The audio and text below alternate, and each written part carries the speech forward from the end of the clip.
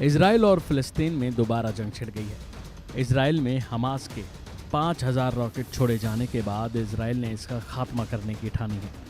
जंग के दौरान अभी तक इजराइल में कम से कम 300 लोगों की जान जा चुकी है, जबकि 1600 लोग घायल हुए हैं। वहीं हमास के कब्जे वाली गाजा पट्टी इलाके में 232 जाने की खबर है और 1800 के करीब लोग घायल बताए गए हैं। शनिवार को जब इजराइल और हमास के बीच संघर्ष की शुरुआत हुई, तब से लेकर अब तक देशों के प्रमुख अपनी अपनी राय रख रहे हैं। खासकर मुस्लिम देशों ने बयानों ने इसकी ओर ध्यान खींचा है। आइए बताते हैं आपको कि मुस्लिम देशों ने क्या कहा है।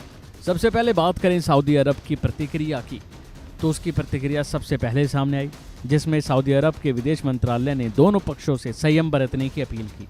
उन्होंने कहा कि वह फिलिस्तीनी गुटों और इजराइल पर लगातार नज़र बनाए हुए हैं। हम इजराइल को लगातार कब्जे, फिलिस्तीनियों को उनके वैध अधिकारों से वंचित करने को देखते हुए हालिया स्थिति को लेकर चेतावनी देते हैं। इसके बाद तुर्की के राष्ट्रपति अर्दोआन ने दोनों देशों से संयम बरतने के लिए कहा और किसी भी पक्ष के जान जाने की कड़ी निंदा की। तुर्की के विदेश मंत्रालय ने कहा कि हम इस बात पर जोर देते हैं कि हिंसा की घटनाओं से किसी को भी फायदा नहीं होता। तो वहीं ईरान और इजराइल के संबंध अब तक कभी अच्छे दौर में नहीं रहे। ईरान हमास के हमले का समर्थन कर रहा है। उन्होंने कहा कि हम फिलिस्तीनी लड़ाकों को बधाई देते हैं।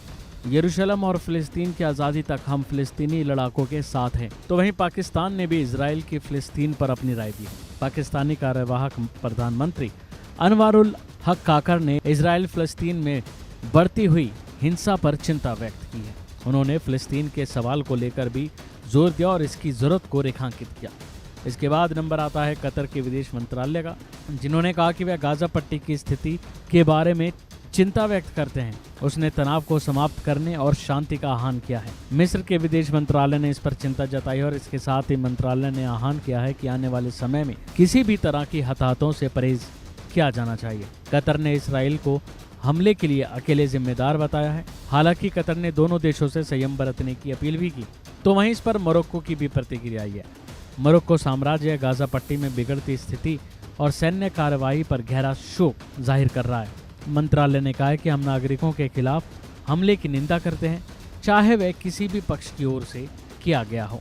बहरहाल बता दें कि दोनों देशों के हालात अभी ठीक नहीं हैं। एक दूसरे पर हमले जारी हैं। जहां हमास ने इजराइल पर हमला किया है, तो वहीं इजराइल हमास को खत्म करने की बात कह रहा है। अभी के लिए फिलहाल इतना ही। खबरों में बने रहने के लिए देखते रहिए वन इंडिया हिंदी।